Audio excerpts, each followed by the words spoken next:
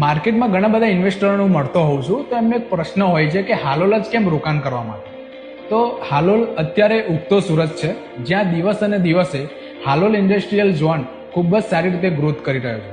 Halol industrial ઝોનની જો વાત કરવામાં આવે તો ઓટોમોબાઈલ્સથી લઈને ફાર્માસ્યુટિકલ જેવી કંપનીઓ આવેલી છે, જેમ કે સનફાર્મા છે, જેસીબી કંપની છે, બીડીઆર ઇન્ટરનેશનલ જે ફાર્માની બહુ મોટી કંપની છે, હીરો મોટર્સ કંપની છે, એમજી મોટર્સ કંપની છે, એલેમ્બિક કંપની છે, પોલીકેપ વાયર કંપની છે, આદિત્ય બિરલા છે, રિલાયન્સ જેવી અનેક કંપનીઓ આવેલી છે હાલોલની અંદર. અને લગભગ હાલોલ ઇન્ડસ્ટ્રીયલ ઝોનની જો વાત કરવામાં આવે તો 500 થી 600 જેટલી નાની મોટી કંપનીઓ આવેલી છે. અને દરેક કંપનીની અંદર 3 થી 4 હજાર કર્મચારીઓ કામ કરે છે. શું તમે ક્યારે વિચાર્યું છે કે હાલોલ અને બરોડા રોડ પર આટલું બધું ટ્રાફિક કેમ જોવા મળે છે? એ પણ સવારે અને સાંજે. કેમ કે હાલોલ ઇન્ડસ્ટ્રીયલના કારણે બરોડાથી હાલોલ ખાતે 10,000 ગાડીઓ અપડાઉન કરે છે.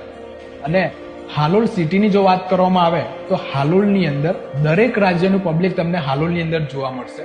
અને હાલોલથી માત્ર 6 થી 7 કિલોમીટરના અંતરે વર્લ્ડ હેરિટેજમાં જો નામ આવતું એવું સ્થળ હોય તે આપણું ચાંપાનેર. અને મહાકાલીમાનું ધામ એવું પાવાગઢ આવેલું છે, જ્યાં હજારો ભક્તો માતાજીના દર્શને આવે છે. હાલોલથી માત્ર 25 કિલોમીટરના અંતરે જ્યાં કોટંબી સ્ટેડિયમ આવેલું છે, જ્યાં નેશનલ ઇન્ટરનેશનલ ક્રિકેટ રમવામાં આવશે, લોકો દેશ વિદેશથી જોવા માટે આવશે, તો હાલોલમાં પબ્લિક ફ્લો તમને વધારે જોવા મળશે. બીજી વસ્તુ, હાલોલ માત્ર એક એવો રોડ છે જ્યાં એમપીને કનેક્ટ કરે છે. તો સૌથી બેસ્ટ ઓપ્શન હાલોલ જ છે અત્યારે ઇન્વેસ્ટમેન્ટ કરવા માટે.